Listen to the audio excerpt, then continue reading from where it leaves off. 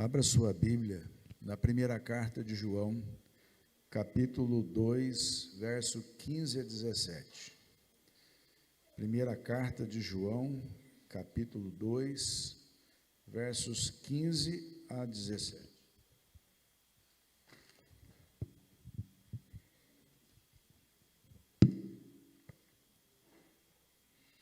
Primeira carta de João, capítulo 2, versos 15 a 17. Vamos ler juntos esse texto, mesmo assentados como estamos.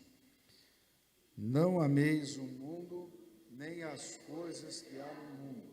Se alguém amar o mundo, o amor do Pai não está nele. Porque tudo que há no mundo, a concupiscência da carne, a concupiscência dos olhos e a soberba da vida, não procedem do Pai, mas procede do mundo. Ora, o mundo passa, bem como a sua concupiscência. Aquele, porém, que faz a vontade de Deus, permanece eternamente. Obrigado, Senhor, por estarmos aqui, reunidos nesse lugar, para podermos aprender a Tua palavra. Agora, Senhor, queremos ser instrumentos nas Tuas mãos. Porta-voz do Teu recado aos corações daqueles que se acham aqui nessa noite. A boca de Deus falando por Ti, Senhor, a esses corações. Pai, nós pedimos que o Senhor unja os nossos lábios, a nossa mente, o nosso coração, todo o nosso ser, para que nós possamos, ó Deus, ser usados por Ti nessa noite. E abençoe a cada coração que adentrou nesse santuário, para que, ó Deus, possa ouvir a Tua palavra com muita propriedade em seus corações, guardando-a e praticando-a. É o que nós rogamos em nome de Jesus. Amém. Amados, quando nós folheamos as páginas das Sagradas Escrituras, nós aprendemos acerca de muitas coisas. E uma das coisas que nós aprendemos é sobre o pecado. Só que esse tema, ele tem sido um tanto quanto olvidado, esquecido no coração e nas pregações da igreja. Por quê? Porque talvez isso não faça muito bem a determinadas pessoas.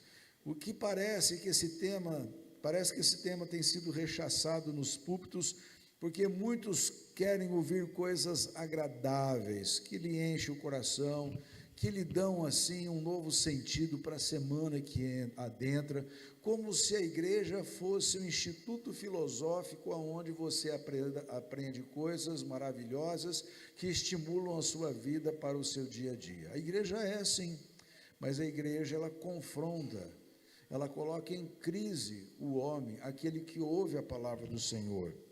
O pecado, meus irmãos, vem do grego hamartano e do hebraico ratá, com o significado de errar o alvo,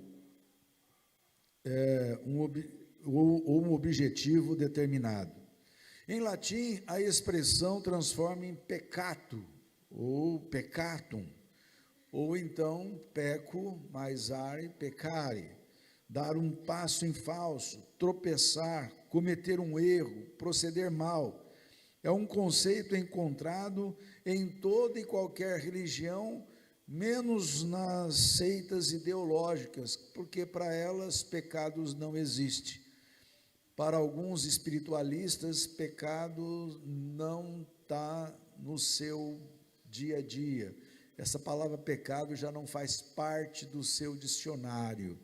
E nós podemos ver que muitos crentes isso tem acontecido, muitos crentes têm entrado nessa vibe de que pecado não é algo que desagrada a Deus, é um erro que acontece na nossa vida, mas que Deus não leva em conta. Assim, esta palavra, meus irmãos, tem uma conotação religiosa, espiritual, referindo-se ao não cumprimento dos desígnios de Deus, a violação de suas revelações, a transgressão de qualquer preceito ou regra. É tudo aquilo que desacata a lei de Deus, sendo o contrário ao que o Senhor quer para nós e de nós, podendo ser cometido por palavras, atos, pensamentos e omissões. Como a Bíblia nos informa, todos nós somos pecadores. E nós precisamos entender isso. A Bíblia nos informa a esse respeito.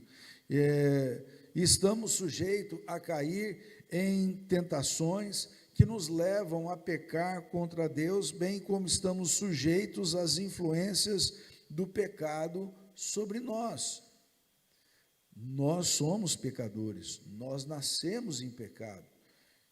E por incrível que pareça, as influências do pecado ainda estão sobre as nossas vidas quase todos os dias. Portanto, meus irmãos, é bem provável que todos nós fomos convencidos por alguém a praticar algo errado, pensando que fosse bom, ou que não iria nos comprometer espiritualmente. Já aconteceu isso com você? Você já fez algo que alguém lhe pediu para fazer, que na verdade você achava que isso não iria te comprometer espiritualmente?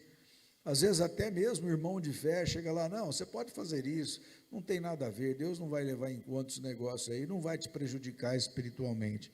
Precisamos tomar cuidado com as concessões que nos levam a pecar. Eu me lembro, amados, de uma ilustração que um velho camponês estava numa noite fria andando pelos seus campos quando viu uma cobra venenosa morrendo de frio. Ele pegou aquela serpente e colocou debaixo do seu casaco, agasalhou-a, e no momento que ela se aqueceu, ela o picou, fazendo com que ele viesse a óbito. Amados, é assim que acontece com o pecado. Muitas vezes nós agasalhamos o pecado dentro de nós, achando que isso não vai surtir efeito, que isso não vai acontecer nada, e no final ele acaba nos picando como um basilisco, como uma cobra, uma serpente venenosa que nos leva à morte. E a Bíblia diz que o salário do pecado é a morte. As concessões, elas enfraquecem a nossa sensibilidade moral, a nossa sensibilidade espiritual, e destrói as energias da fé e da fidelidade a Deus. É quando nos julgamos fortes que somos derrubados pelo pecado. Mas ao nos julgarmos fracos, faremos o possível para afastá-los de nós, sabendo que se nos aproximarmos, cairemos nele. Precisamos estar alerta quanto aos perigos enganosos que devemos evitar, mantendo a nossa conduta moral, espiritual e firme. E por que não dizer não ao pecado? Nós precisamos dizer não ao pecado. E como fazer para dizer não ao pecado? A primeira coisa que o texto nos ensina é que nós não devemos amar o mundo.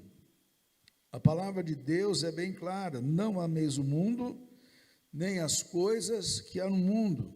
Se alguém amar o mundo, o amor do Pai não está nele.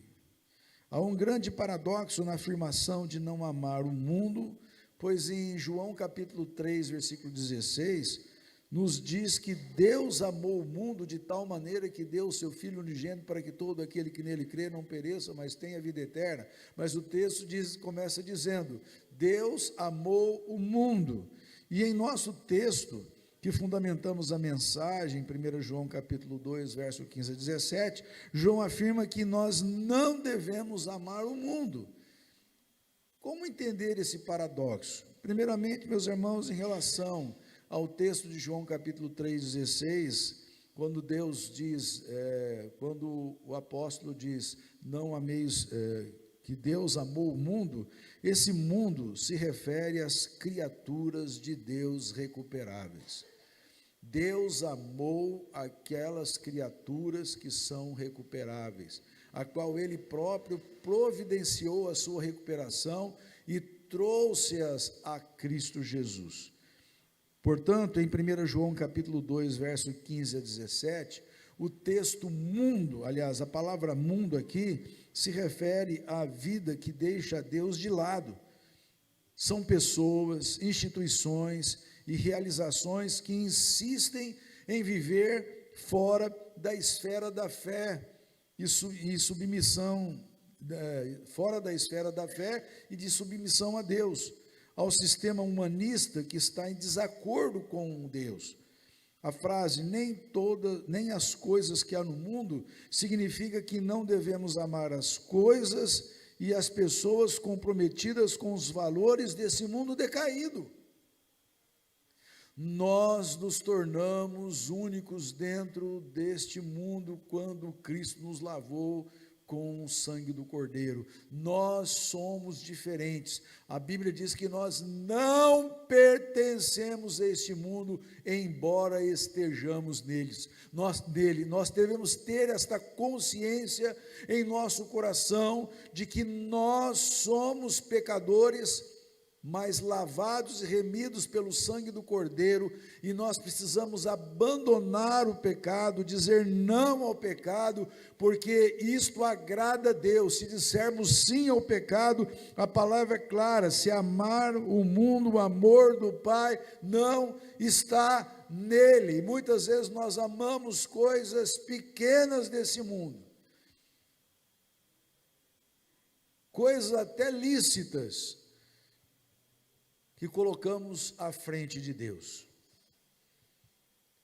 Às vezes nós pegamos o nosso celular, que contém a Bíblia, mas nós não lemos a Bíblia no celular. Nós vamos direto para as redes sociais saber o que as pessoas estão pensando de nós, ou quais são as notícias. E não posso falar de mim, porque eu também sou assim. Eu gosto de ver o que está acontecendo no mundo. No entanto, muitas vezes isso substitui as coisas de Deus, e nós temos que ser diferentes. Nós estamos nesse mundo, mas não pertencemos a ele, porque esse mundo nos odeia. Nós precisamos entender isso, que o mundo nos odeia. Se você faz meia-culpa com o mundo não vai te odiar. Se você faz as coisas que agradam o mundo não vai te odiar. Mas quando você opta por fazer a vontade de Deus na sua vida, a exercer plenamente a sua fé, então você se contrapõe ao mundo. Então o mundo vem contra você, ele quer te destruir, ele quer fazer com que os seus valores sejam comprometidos. Isto porque amar é conformar-se, porque não há comunhão de ideias ideais e porque produz o afastamento de Deus. Isso é uma verdade. Amar é conformar-se. Eu amo alguém porque eu me conformo com esse alguém. Podemos ter as nossas diferenças, podemos ter as nossas instabilidades, mas eu amo esta pessoa me ama. Nós podemos passar por momentos difíceis, mas o amor, ele permanece, ele não murcha, ele está lá, firme e forte. Portanto, meus irmãos, quando nós amamos o mundo, nós nos conformamos com o mundo, e o mundo se conforma conosco, o mundo também nos ama. E outra coisa, amar não porque não há comunhão de ideias ideais, porque produz o afastamento de Deus. E é uma verdade. As ideias e os ideais do mundo nos produzem um afastamento da nossa vida de Deus. Na poesia Subindo a Moriá, de Mirtes Matias, há uma frase que diz: obedecer é melhor que sacrificar. É um bonito lema, mas quando a obediência envolve um sacrifício, o que é preciso fazer? Obedecer. A obediência envolve um sacrifício. É preciso optar em obedecer. Temos que sacrificar o nosso velho eu para que sintamos a profundidade daquela frase: que seja feita a tua vontade. A consequência maior é que, se alguém amar o mundo, o amor do Pai não está nele. E isso é muito sério. E nós não podemos nos enganar a nós mesmos com um pensamento diabólico. Deus não é tão ruim assim. Tem muita gente que está achando e brincando com Deus, achando que as coisas de Deus não são tão ruins assim. Deus não é tão ruim assim. Deus, afinal de contas, vai salvar todo mundo no final. Isso é universalismo. Nós não somos universalistas, nós somos aqueles que cremos que Deus escolheu um povo para si, e Ele morreu por esse povo, e comprou esse povo com sangue, e livrou esse povo do mundo, e ensinou esse povo a andar nos seus mandamentos para que não pecassem. Todavia, se pecassem, teriam sempre um advogado diante do Pai, o qual os defenderia. Portanto, amados, é importante saber que a palavra de Deus nos diz que essas coisas foram escritas para que não pequemos. Contudo, amados, nós temos que entender que se pecarmos, se nos envolvermos com o mundo, e se pecarmos, meus irmãos, deliberadamente, e não nos arrependermos disso, com certeza, Deus não está em nós. Nós não somos amados por Deus. Nós não amamos a Deus. Sabemos que o amor de Deus está em nós quando? Quando nós guardamos os seus mandamentos. Os mandamentos de Deus não são penosos. E na sua palavra, em 1 João capítulo 2, versículo de número 5, diz assim: aquele, entretanto, que guarda a sua palavra, nele verdadeiramente tem sido aperfeiçoado o amor de Deus. Nisto sabemos que estamos nele.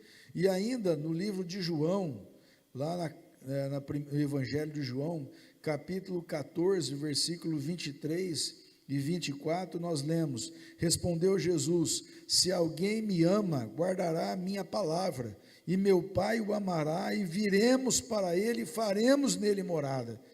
Quem não me ama, não guarda as minhas palavras, e a palavra que estáis ouvindo não é minha, mas do Pai que me enviou. Quem não me ama, não ouve as minhas palavras. Se você está aqui nessa noite sentado, está ouvindo essas palavras, mas não está levando-as ao teu coração, é porque você não ama Deus. Você precisa buscar a face do Altíssimo. Você precisa amar. Amar é cumprir os mandamentos de Deus. Às vezes a gente fala que amar é vir à igreja. Também não resta dúvida. Mas amar é muito mais do que vir à igreja. Amar é quando você abre a palavra de Deus e se enche do Espírito através dela. Você ora e você sente a presença do Senhor na sua vida. Você não faz uma coisa mecânica, mas você faz uma coisa onde você percebe a presença de Deus na sua vida. E você foge, você diz não ao pecado. E então você vai sentir o amor de Deus por você. E você vai perceber que você ama Deus, porque você procura desviar-se do pecado que tenazmente, fortemente nos assedia. Amados, João Calvino conclui: quem se deixa escravizar pelos desejos terrenais não pode ser de Deus. Quem se deixa escravizar pelos desejos terrenais não pode ser de Deus. Se você tem se deixado escravizar pelos desejos desse mundo, você não é de Deus, e a palavra de Deus afirma isso. Nos versos 16 e 17 da primeira carta de João, capítulo 2, capítulo 2, diz assim: porque tudo que há no mundo, a concupiscência da carne, a concupiscência dos olhos, a soberba da vida, não procedem do Pai, mas procedem do mundo. Ora, o mundo passa, bem como a sua concupiscência. Aquele, porém, que faz a vontade de Deus, ele permanece para sempre. Nesses dois versículos, João apresenta 3 fortes razões para amar a Deus e não o mundo. A primeira delas: as coisas do mundo não procedem de Deus. Se nós amamos a Deus, nós não podemos amar as coisas que procedem do mundo, porque as coisas do mundo não procedem de Deus. A segunda coisa, o mundo e as suas paixões são passageiras, a concupiscência dos olhos, a concupiscência da carne, a soberba da vida. O mundo é vazio, tudo passa, mas em Cristo a abundância permanente. E terceiro, quem faz a vontade de Deus permanece para sempre. Em segundo lugar, meus irmãos, nós temos que valorizar as proibições para não andar, para dizer não ao pecado. Nós temos que valorizar as proibições. O que é isso? Geralmente, meus irmãos, as proibições desagradam as pessoas. Por isso, há muitos que não gostam de ouvir sermões, estudos bíblicos proferidos na igreja. Suas vidas destoam com os princípios bíblicos pregados na casa do Senhor. É por isso que muitos se afastam da igreja. Porque às vezes lá o pastor vai falar sobre o pecado. Mas eu queria ouvir uma mensagem diferente. Eu vim essa noite para ouvir uma coisa gostosa, para me encher o coração, para me dar um ânimo nessa semana para o meu trabalho. Eu queria, você está errado, você veio no lugar errado. Igreja não é para satisfazer o ego de ninguém. A igreja, a mensagem é para fazer você pensar sobre a palavra de Deus na sua vida e tomar atitudes.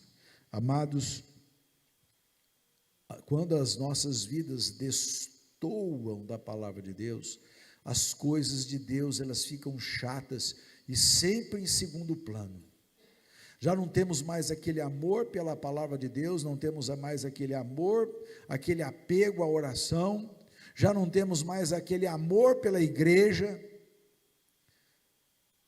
nós não temos amor em evangelizar, nós não temos amor em testemunhar o que nós falamos domingo passado, ser testemunhas de Jesus. Nós não temos mais essa coisa aquecida em nossos corações. Está acontecendo alguma coisa. Infelizmente, as coisas do mundo, elas estão penetrando em nossas vidas e tirando o nosso vigor de viver uma vida plena na presença de Deus. Não é necessário o pastor ficar aqui falando que você tem que ler a Bíblia, orar e vir à igreja. Quando as pessoas, elas amam o Senhor, quando faz sentido Jesus na sua vida, elas são testemunhas de Jesus aonde a planta dos seus pés pisam, e elas têm a oportunidade de pregar o evangelho da graça, e essas pessoas terem um encontro pessoal com Jesus, coisa maravilhosa. Você tem feito isso? Às vezes nós nos envolvemos tanto com os nossos trabalhos, com os nossos estudos, com as nossas atividades rotineiras, que as coisas de Deus, elas são de só menos importância, e isso vai tirando de nós aquela força para vivermos uma vida cristã mais autêntica, e assim nós caímos em erros, em faltas, em pecados com maior facilidade. É por isso que muitos se afastam da igreja. Mas os nãos, preste bem atenção, os nãos de Deus são necessários, porque eles impõem limites, e quando ultrapassados, produzem consequências nefastas. Os nãos chocam-se com a nossa realidade, com o nosso desejo de pecar. Aprender e ensinar o valor das proibições é tornar-se não conivente com o mal, não conivente com o diabo. Temos vários exemplos bíblicos de proibições, tais como o decálogo, os 10 mandamentos, ali: não fareis imagem de esculturas, não faz isso, vocês têm que guardar o sábado, não matarás, não adulterarás, não dirás falso testemunho, não, e muitas vezes nós estamos dizendo: não, isso não tem nada a ver, isso é lá do Velho Testamento. Hoje nós vivemos no Novo Testamento, na era da graça, as coisas são diferentes. não é diferente coisa alguma. Jesus veio para o quê? Desfazer a lei? Não, ele veio para cumprir a lei. E nós temos que ter consciência de que nós precisamos voltar novamente os nossos olhos para a lei do Senhor, porque as leis de Deus, além de não serem penosas, elas fazem bem à alma, elas satisfazem a Deus e nos dão vida eterna. Amado, lá na segunda parte do verso 14 de Romanos capítulo 13, diz assim: e nada disponhais para a carne no tocante às suas concupiscências. E entre outros textos nós podemos ver proibições. Não facilite ao pecado. Não facilite ao pecado, não facilite as suas fraquezas e tendências. Evite lugares, coisas, práticas que poderiam estimular ou favorecer as suas más inclinações, conforme o Salmo capítulo 1, versículo 1. O que diz lá mesmo? Alguém lembra? Vamos lá? Bem-aventurado aquele que não anda no conselho, no caminho dos ímpios, não é isso? Como é que é? Bem-aventurado o homem que não anda no conselho dos ímpios, não se detém no caminho dos pecadores, e nem se assenta na roda dos escarnecedores. E às vezes, meus irmãos, lamentavelmente os crentes têm feito isso, e as coisas para eles não vão bem. Eles vivem num dilema espiritual muito forte. Eles não sabem se seu pé está no mundo ou está na igreja, se a sua fé está arraigada em Cristo ou ainda eles estão presos a este mundo. É preciso tomar decisões, e as decisões elas são tomadas diante da exposição da palavra de Deus. Os nãos desagradam, mas prolongam a vida, e no sentido espiritual, levam à vida eterna. E por último, para dizer não ao pecado, nós precisamos evitar coisas que nos atraiam ao pecado. Há muitas coisas que nos atraem ao pecado e que podemos evitar. Nós vamos enumerar algumas delas aqui para ver como elas são prejudiciais. Lugares e ambientes que exercem atração sobre as nossas fraquezas pessoais. Se você vai lá com seu amigo e você tem uma tendência a beber e você sabe que ele vai te servir alguma bebida, evite aquele lugar. Se você tem um namorado ou namorada, se você sair para lugares escusos, tome cuidado, você vai poder cair em adultério. Companheiros que resistem ao evangelho, pois não há comunhão entre trevas e luz. Aquelas pessoas que sempre no momento do culto te chamam para ir num outro lugar. Aquelas pessoas que te entregam às vezes algumas revistas pornográficas ou alguns livros totalmente desconectos da palavra de Deus, para que você possa lê-los e você enfronhar por outros caminhos. Companheiros que resistem, olha só, eles resistem o evangelho, e aí influenciam você. Você não pode ter comunhão com essas pessoas. Há uma exortação quanto a isso em Tito 3,10, que diz: evita o homem faccioso depois de admoestá-lo primeira e segunda vez. Faccioso é aquele que fomenta movimentos contra os princípios divinos. Outra coisa, leituras, peças e películas ou filmes corruptores. Não caia na armadilha de Satanás ao afirmar que haja boa intenção e você precisa ver para conhecer. Não, eu preciso ver, eu preciso tomar conhecimento, né? Você, quando você passa diante de uma rede elétrica, alguém fala assim: olha, não põe a mão ali que te dá um choque. Aí você fala assim: não, mas eu preciso ver para crer, e vai lá e... Amados, a palavra de Deus, ela nos dá algumas plaquinhas indicadoras. Olha, não faça isto, né? Não faça aquilo, senão você vai cair na armadilha de Satanás. Imaginações e recordações pecaminosas. Nossa imaginação é tanto criadora para o bem no caso da ciência, das artes, mas também ela é para o mal, os crimes hediondos e com requintes de crueldade, as estratégias para poder pecar, né? A gente vai formulando estratégia para poder bagunçar a vida de uma pessoa. A gente pode, nossa mente ela é dinâmica. O profeta Jeremias, inspirado por Deus, diz assim: até quando hospedareis contigo os maus pensamentos? Jeremias 4,14. O povo de Israel, ele recordou-se das panelas do Egito, conforme registrado no Êxodo capítulo 16, verso 1 a 3. Egito é sinônimo de pecado, é recordar o pecado com saudades. Isso é uma verdade. Às vezes nós estamos agindo depois de ter saído do Egito, depois de estarmos indo enquanto nós estamos indo para a terra prometida, ou melhor, quando os homens daquela época estavam indo para a terra prometida, eles sentiram saudade das cebolas, dos melões, até mesmo dos lugares onde eles poderiam ser enterrados no Egito.